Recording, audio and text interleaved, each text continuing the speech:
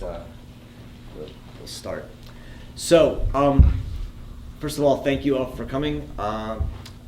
This is a talk sponsored jointly by the Hannah Arendt Center and the Human Rights Project, and I'd like to thank the Human Rights Project for that. My name is Roger Berkowitz, and I run the Hannah Arendt Center here. We have a real special guest tonight come from Tel Aviv, Natan Sznaider. He's a professor of sociology at the Academic College of Tel Aviv, Yafo, and he's written over many books over the years on the question of cosmopolitanism and memory, question of Jewish and European and German studies. He wrote a book called Human Rights and Memory, another one on, which may be the same book, Gedächtnisraum Europa, or is that a different book? That's a different book. The Room of Memory, the Space of Memory in Europe, on cosmopolitanism, Jewish experience, and European vision. None of these books per se are about Hannah Arendt, although they're about the European and cosmopolitan vision that often she is held to represent. But his newest book, and the reason he's here, is Jewish Memory and the Cosmopolitan Order. It's a fantastic book, and it is a book that engages very directly with Hannah Arendt in trying to think through a cosmopolitan order in our time. So I'm pleased and thrilled to have here Natan Sznaider, so please welcome him. And we'll talk for about 45 minutes, and then we'll have 45 minutes? Is that about right? Sure. And then we'll have question and answer. Thank you. Okay, thank you. Thank you for having me here. I'm very thrilled to speak in Bart. A couple of weeks ago I saw a movie about Hannah Arendt in Germany, and there was this scene when Heinrich Blücher is always going to Bart, coming back from Bart, they're waiting for him, he's on the train from Bart, and sort of like I was very excited, saying I'm going there sort of like next month, so, and it's my first time here, so I'm quite excited about it, so thank you for having me here. I would like to start with Hannah Arendt's contention that for rights to be taken seriously, they need political support. Without power, rights are no more than genteel utterances. But without such words, there would be no rights. Thus, through Arendt, I want to show here a conception of rights that demonstrates how human rights cannot draw on their metaphysical appeal alone, but are primarily conveyed and concretized through negative experiences, and in particular the memory of past failures of what happened to the Jews as a minority group. I attempt to make memory relevant to grasp both the changing tides of human rights and some of its related sociological theorizing. I think we cannot do without acknowledging some of the metaphysical dimension of rights, but also have to move beyond the philosophical normative focus. In the case of minority and human rights, the concrete practices of Jewish existence are firmly embodied in historical references and institutional manifestations. Thus, I want to explore the question if there can be a Jewish perspective on minority and human rights. This is a question full of traps. I'm aware of this, and Hannah Arendt is the main protagonist with whose help I try to avoid this field of minds and to explore these questions. I try to capture her, especially Jewish vita activa, or Jewish condition, if you like, in places that matter to her personally and politically. These places are Berlin, Paris, New York, and Jerusalem. Through her work with Jewish organizations, she was also in touch with Jewish centers of life and learning through cities of Eastern Europe like Warsaw and Vilna. These metropolitan places epitomize important junctures of Arendt's life, as well as crucial moments of European Jewish experiences and history. It is this biographical wrapping up of collective trauma, resistance, and cosmopolitan consciousness that convey collectively significant memory and her intellectual and political struggles as starting points to witness the turning pages of 2070 civilization, if you like. It is my intention to locate Arendt's thinking within the context of Jewish history and experience, without neglecting, of course, the universal claim she consistently work to develop. Thus, Jewish history and universal history are not seen as two different lenses through which to view the past, but as part of one common project. Here also lies the tension between citizenship and humanity that troubled Arendt so deeply in her analysis of human rights in her 1951 published Origins of Totalitarianism. But we need to go back 10 years from there to make this a little bit more clearer. I want to read Arendt's criticism of human rights, which she so brilliantly formulated as a Jewish problem in her book on totalitarianism, and I want to take it backwards in time, 10 years. In May 48, Arendt was able to flee France and Europe via Lisbon to the United States. After her arrival, she began her reckoning with her European, especially French past. In an article called Pour venir en Buenos Aires, A Way Toward the Reconciliation of the Peoples, which was an essay published in 1942 in German in an exiles magazine in Argentina, Arendt expressed her deep disappointment and anger at what remained of the heritage of the French Revolution. And I quote her, "On that day in Compiègne, when Pétain put his signature to the infamous paragraphs of the German-French armistice, which demanded that every refugee in France be handed over to the Nazis, even those who fought under the French flag, on that memorable day, Pétain tore the tricolore to shreds and annihilated the French nation." End of quote. In Arendt's eyes, the French nation had perished, and with it the European tradition of citizenship. This also meant that for her the Jewish question has turned into a symbol for all of Europe's unresolved national questions. She considered this Jewish question purely a political one, and I quote her again, "Justice for a people, however, can only mean national justice. One of the inalienable human rights of Jews is the right to live, and if need be, to die as a Jew. A human being can defend himself only as the person he's attacked as. A Jew can preserve his human dignity only if he can become human as a Jew.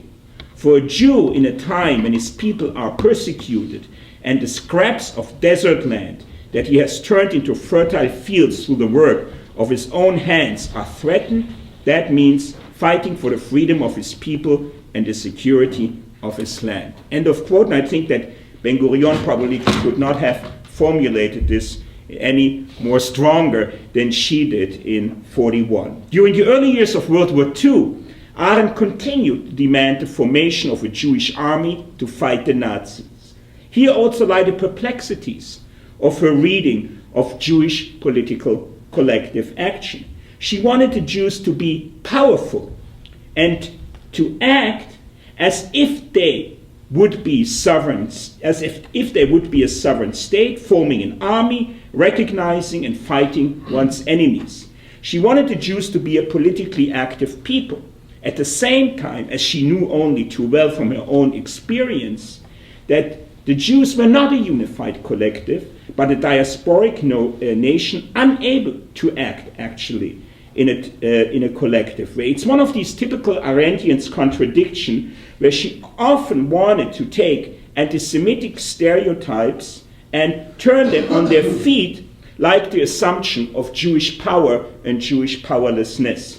Her experience as a refugee and stateless person, the experience of the diaspora, where rights no longer have meaning, and her life in exile turned her attention to the counterpoint of life in territorial and temporal history. In her 1943 essay, We Refugees, she writes about the worthlessness of the Jewish refugee. And I quote again, "Remember that being a Jew does not give any legal status in this world. If we would start telling the truth that we are nothing but Jews, it would mean that we expose ourselves to the fate of human beings who, unprotected by any specific law or political convention, are nothing but human beings. I can hardly imagine an attitude more dangerous, since we actually live in a world in which human beings as such have ceased to exist for a while." End of quote. She depicted this worldlessness concretely once again when she reviewed the autobiography of Stefan Zweig, The World of Yesterday, also in 1943. Zweig committed suicide in February 1942 in Brazil in despair about the world he had lost. Arendt's reading of Zweig is bitter. She sees him as an exemplary of the worldlessness of the Jewish literati who do not acknowledge the political concepts of disgrace and honor. The closing sentence of her review is again a pledge for a new kind of Jewish politics, and I quote her again. When finally the whole structure of his life, Zweig's life, with its aloofness from civic struggle and politics broke down, and he experienced disgrace, he was unable to discover what honor can mean to man. For honor never will be won by the cult of success or fame, by cultivation of oneself, nor even by personal dignity. From the disgrace of being a Jew, there is but one escape: to fight for the honor of the Jewish people as a whole. And 1 year later, she wrote a commemorative article about the fighters of the Warsaw Ghetto, where she sort of like reclaimed the concept of honor for Jews in modern times. In her Origins of Totalitarianism, Arendt developed this line of thought further, writing about what she called the perplexities of the rights of man, within the framework of a universal critique of human rights. Arendt knew from her own experience, as I said, as a stateless person and prisoner in an internment camp in France, that these universal rights have no relevance if not guaranteed by particular institutions. People have no place in the world, and this is what defines the condition of statelessness. For those who lack rights, there is no law. 8 years separate the publication of We Refugees and the Origins of Totalitarianism. These 8 years were critical in the development of her thought. Her thinking on Jewish politics changed radically while she was working theoretically on Jewish subjects and was actively involved in Jewish politics. But let's move back once more in the times when she lived in France, these 8 years between 1933 and 1941, which were very important for the emergence of her Jewish political thinking. She lived there through a particular politics of minorities that was part of Jewish thinking and action that originated not in Western Europe, but actually in Eastern Europe, in the regions of the former Habsburg and Russian empires. There, what can be called politicized Jews developed notions of autonomy and minority rights that still have, in my opinion, meaning today. Thus, Arendt should be not read simply as a German Jew, as many people do, especially in Germany today, but as one who, through her work in Paris, became familiar with the politics of East European Jewry and tried to integrate the sensibilities of both Western and Eastern European Jews as symbolized institutionally with the founding of the World Jewish Congress in the summer of 1936 in Geneva, where Arendt was present. The founding of the World Jewish Congress in the summer of 1936 was a defining moment for Arendt and for Jewish politics before the Holocaust. The Congress was initiated by the Comité de Délégation Juive, an organization formed on March 25, 1919, to coordinate the activities of several Jewish organizations at the Peace Conference in Paris. It was composed of delegations from Palestine, the United States, Canada, Russia, the Ukraine, Poland, East Galicia, Romania, Transylvania, Bukovina, Czechoslovakia, Italy, Yugoslavia, and Greece, claiming to represent more than 10 million Jews. Thus, if there is this anti-Semitic fantasy about a world conspiracy of Jews, the World Jewish Congress actually is sort of like affirming this kind of fantasy, again, something that Arendt felt very much drawn to it. This transnational organization, which coordinated American and European Jewish political activities, the American Jewish Congress was very much involved in it, inaugurated a kind of 20th century Jewish minority politics. The Congress also cooperated with other ethnic minorities and very much ironically, that this was a time that Jewish minority politics was very much in cooperation with German minority politics, and especially in the early 20s, but that's a different story. And Arendt was part of this effort. And the experiences of those years became for her the theoretical anchor for an analysis of minority and human rights in the origins of totalitarianism. But this first meeting of the World Jewish Congress was the impetus for more than the issue of minority rights. The concept of totalitarianism also dates back to this time. There was, of course, no Jewish delegation from Germany 1 year after the passing of the Nuremberg laws, and Soviet Jews were also prevented from attempting. And it was clear to the delegates that, as she put it in a letter to Blücher in Paris at that time, that, and I quote her, there was an essential oneness of the problems and difficulties of the Jews. Jews are a people. They are neither a church nor a creed. Nachum Goldmann, one of the delegates, later president of the World Jewish Congress, declared, and I quote him, "The new Moloch of totalitarian statism is preparing brutally to subordinate to itself all the richer, higher, and holier values of human culture." And he adds, "The international safeguard of minority rights guaranteed by the League of Nations hardly amounts to anything now." End of quote. Totalitarianism was not yet the analytical tool it would become in the 1950s, and Arendt is of course part of that usage of the concept in the 1950s, but it was nevertheless part of a collective Jewish experience and was understood as such by the delegates in Geneva in 1936. When Arendt emigrated to the United States a few years later, she put these ideas into practice. Her first paid position in the States was with a Jewish organization called Jewish Cultural Reconstruction. The professor of Jewish history, Salo Baron, Columbia University, was its president, and he was the one who hired Arendt for that position. Its task was to rescue the physical remains of Jewish culture, books, manuscripts, scrolls, and other artifacts, both religious and secular, which were confiscated by the Nazis and basically trying to be used for so-called study purposes in Nazi Germany. In her work with Jewish Cultural Reconstruction, JCR, first as research director and then as executive director, Arendt was able to translate her Jewish political theory into a kind of lived political practice. Over time, delving into the past became a theoretical as well as a practical task for her.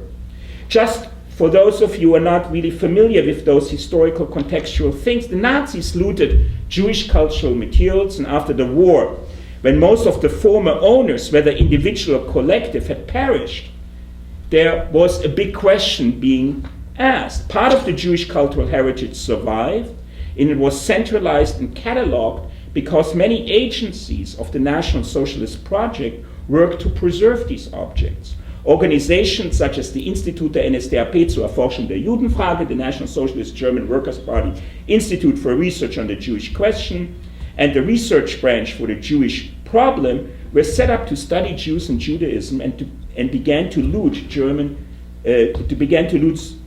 Jewish libraries in Germany first, and then in the Reich-occupied countries during the war. This was coordinated by Alfred Rosenberg, who also founded the Institute of the Party for the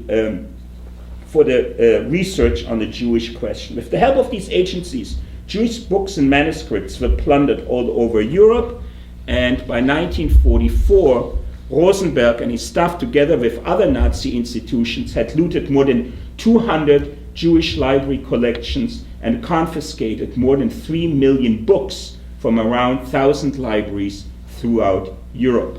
In Poland alone, before 1939, there were more than 250 Jewish libraries housing around 1,600,000 books.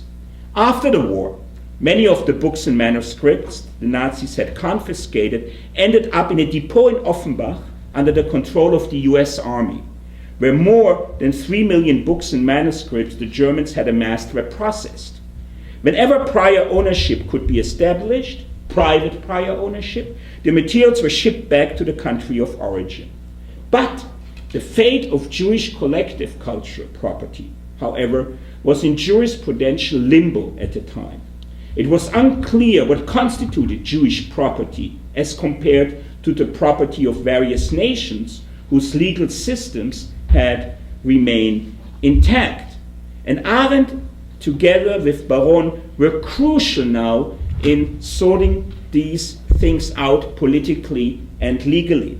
Clearly, the Jews, but not only Jews, faced a conceptual dilemma after the Holocaust. And this conceptual dilemma will become significant for the formulation of human rights at the same time after the war. And it was something that Arendt tried to negotiate in theory and in practice. One has to also know that Arendt visited Germany for the first time in 1949 when she was basically stateless. She didn't have German citizenship, she didn't have American citizenship quite yet, and she went to Germany basically as a functionary of the Jewish people and understood herself like that. And with that mission, she was able to negotiate with German officials and bureaucrats the fate of collective Jewish cultural property. Now the problem was like that. The Nazis categorized Jews as a separate nation, regardless of their citizenship. In contradistinction, classical international law did not recognize nations without territory. There were no legal categories that could provide the Jews as Jews with lawful right to make collective claims for their looted property. How could stateless and exiled people come forward and file legally recognizable claims? This is, of course, not a Jewish problem alone, but one of general significance in the study of the aftermath of genocide. Is the entirety of a people as a collective to whom a destroyed minority belongs entitled to the property left by its kin? This was the major question confronting the Jews as a people without a state of their own after World War II. We should also remember that this was 3 years before the founding of the State of Israel. It also becomes clear to organized Jewry in the form of organizations like the World Jewish Congress that the restoration of Jewish life in Europe to a kind of status quo ante was no longer possible. Also remember the World Jewish Congress directive of 1949 that Jews should not settle or resettle in Germany ever again. And not only Germany was the issue here. Many Jewish refugees refused to be repatriated to Eastern European states as well. The question of equal citizenship, which before the Holocaust was the major political question for the Jews, lost completely its relevance after. As a result, Jewish organizations pressed their case and demanded to be legally treated as though they were states. Had they failed in this project, heirless Jewish property would have remained in Germany or being returned to Eastern Europe, where almost no Jewish communities remained. Arendt's work with the JCR became a gateway for her thinking on matters Jewish.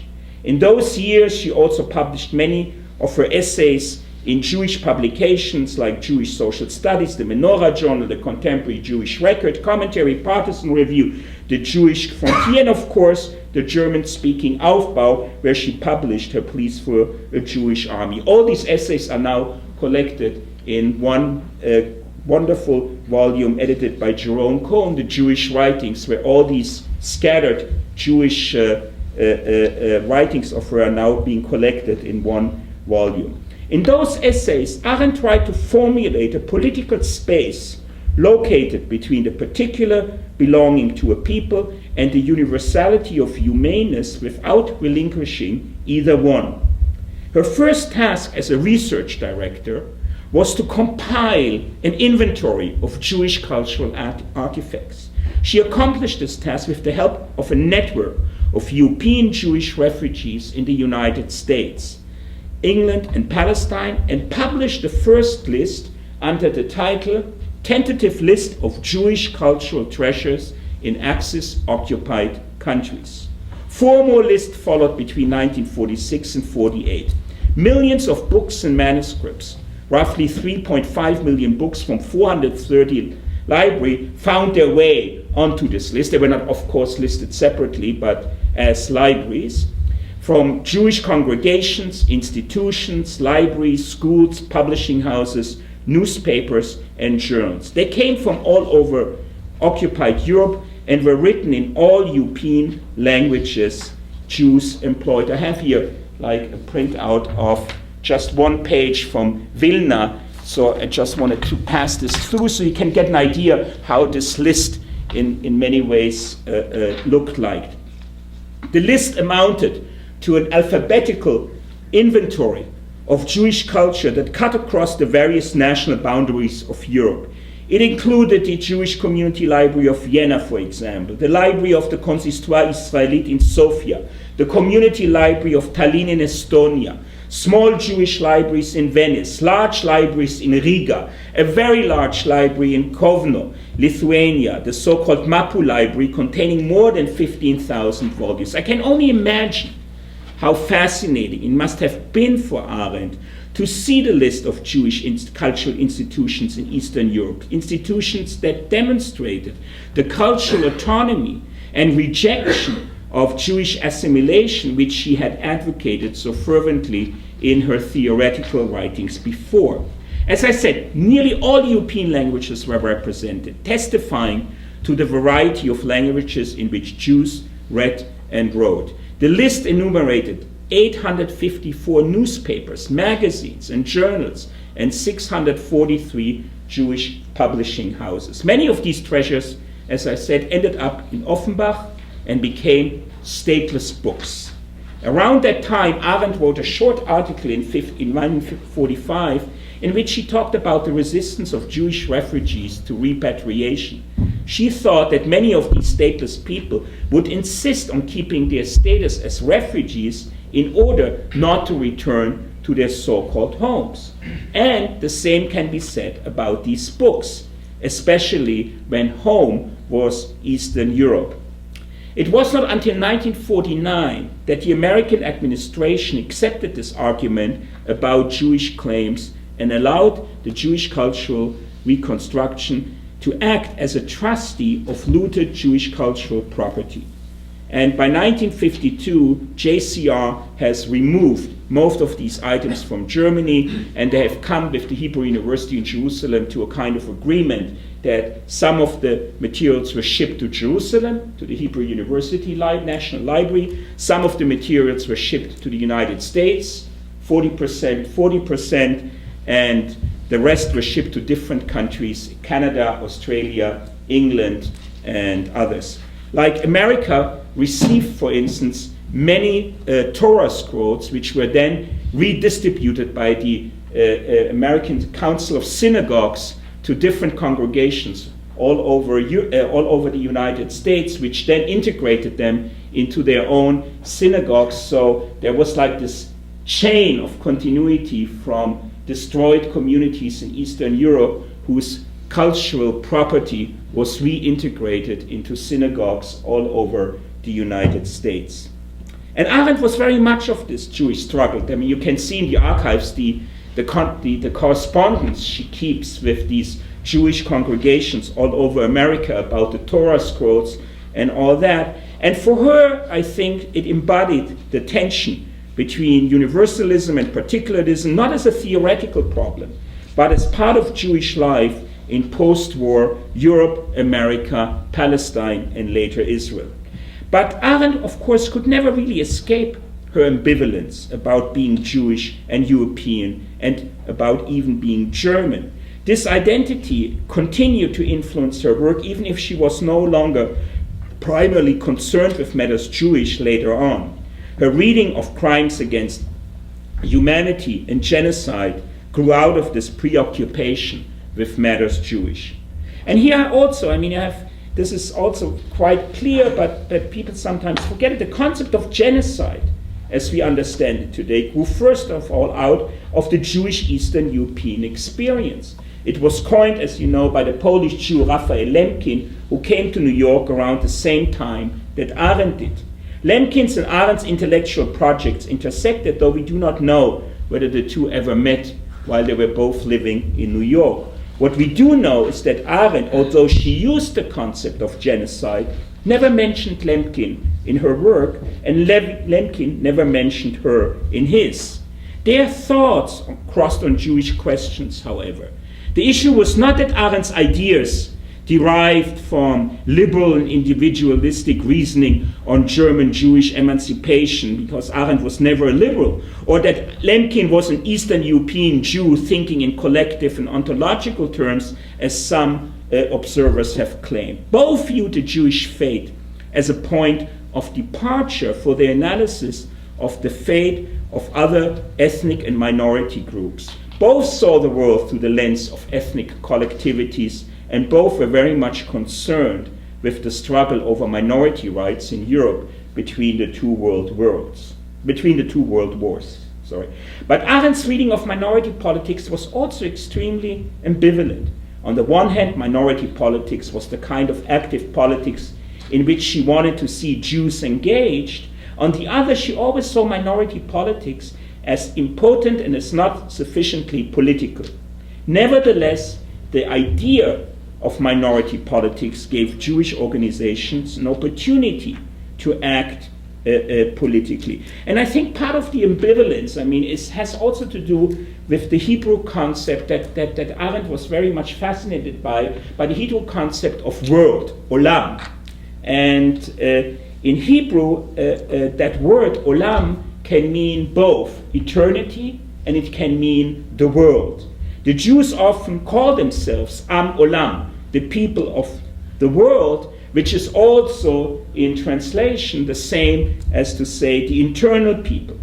People of the world, internal people. And I think Arendt also had conceptualizations about the world and worldlessness, which came from a more philosophical direction, but was very much in tune with these Jewish tendencies. And being in the world and acting in a political way also means confronting failure. It was precisely this point of failure that would explode later on in the debates over the Eichmann book more than a decade later. For Arendt, this was more of a theoretical than an empirical historical problem. It was her rejection of the Enlightenment that led her to view Jewish politics since emancipation as a politics of passivity. She shared this attitude, as so many other aspects of Jewish history, with many Zionist thinkers. Nevertheless, or even perhaps because of this view, she identified many of the weaknesses of the minority treaties between the two wars very clearly. She recognized that the conditions required for unity among a people, territory, or a state were lacking, and that the whole system was thus destined to fail. In one of her strongest parts of her book on totalitarianism, she analyzed this failure as a consequence of a failed politics of ethnic nationalism, which was practically destined to create minorities, refugees, and stateless people. At the same time, she was not willing to recognize the efforts of Jewish diplomats to engage in meaningful Jewish politics. And this may help explain why she never wrote about the efforts of Raphael Lemkin to achieve the passing of the Genocide Convention in 1948.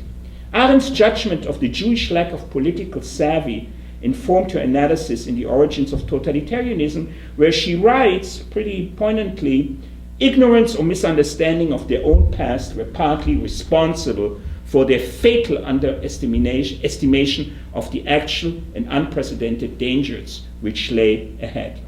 In nearly the same breath, Arendt adopts the Zionist perspective in her analysis of anti-Semitism, and I quote her again, but which should also bear in mind that the lack of political ability and judgment have been caused by the very nature of Jewish history, the history of a people without a government, without a country, and without a language. This is exactly what the Ministry of Education in Israel is teaching, basically its students as well today. But country was not always the major key to understand this kind of politics. After World War II, many Jewish intellectuals tried to establish a Jewish universal agenda that made crimes against humanity and genocide part of a new cosmopolitan order. Crimes against humanity, especially around 46, 47, became the Jewish term for dealing with an assault on stateless people. Jewish politics after the war had moderate success in exposing the details of the destruction of European Jewry, though it formulated the facts in general legal terms. The Jewish indictment in Nuremberg, for instance, which of course failed, and I'm reminding you here of the New York-based Institute for Jewish Affairs, which provided the prosecutors in Nuremberg with the now iconic figure of 6 million through the research they had conducted through people like Jacob Robinson and Nehemiah Robinson, who were working in the New York-based Institute for Jewish Affairs and were very crucial for developing afterwards notions of restitution and reparation. I conclude. Hannah Arendt formulated some of her important theories on human rights in response to these events and the issues they raised. In an early essay on human rights published in 1949, she made the following observation, which echoed many of her Jewish contemporaries at the time, and I quote her again.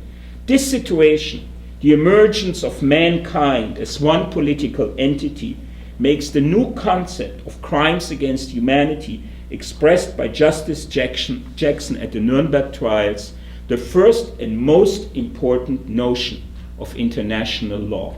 End of quote. All this enters into her study on origins of totalitarianism. For Arendt and many other Jewish intellectuals, human rights could not be grounded in nature. How could nature protect innocent people from human evil? Human rights must be grounded in a dystopian understanding of a world in which any act and any outcome is possible. Fear that everything might be possible informed the preamble of the Universal Declaration of Human Rights, and I quote the famous statement, whereas disregard and contempt for human rights have resulted in barbarous acts which have outraged the conscience of mankind, the advent of a world in which human beings shall enjoy freedom of speech and belief and freedom from fear and want has been proclaimed as the highest aspiration of the common people. So human rights were not grounded anymore in high theory of human nature, but in a dystopian fear of what would happen if human rights were violated. Arendt, of course, knew all too well that such a declaration was not enough. The centerpiece of the origins of totalitarianism is a short section called The Perplexities of the Rights of Man, in which Arendt picks up where she had left off in her 1949 essay on human rights.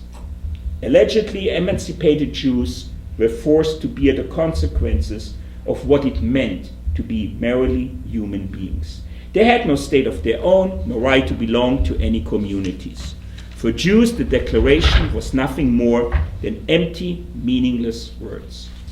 And I quote her again, "We can only become aware of the existence of a right to have rights," Arendt had written in 1949, and the right to belong to some kind of organized community when there suddenly emerged millions of people who have lost and could not regain their rights because of a new global situation.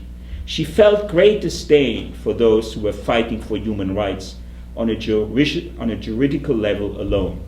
As she said, no statesman, no political figure of any importance could possibly take them seriously, she concluded. This judgment no doubt arose from Arendt's own experience of being thrown into an internment camp in France and from her knowledge of the fate of the Jews in the camps. As she wrote in We Refugees, we live in a world in which your friends put you into an internment camp and your enemies into a concentration camp. Without power to back them up, rights were unenforceable. They were no more than words. Arendt shifted between the dream of cosmopolitanism, meaning the guarantee of rights as the substance of social and political reality, and to need to establish a state that could protect particular identities, even if those identities were only figments of the imagination harnessed to the memories of particularity.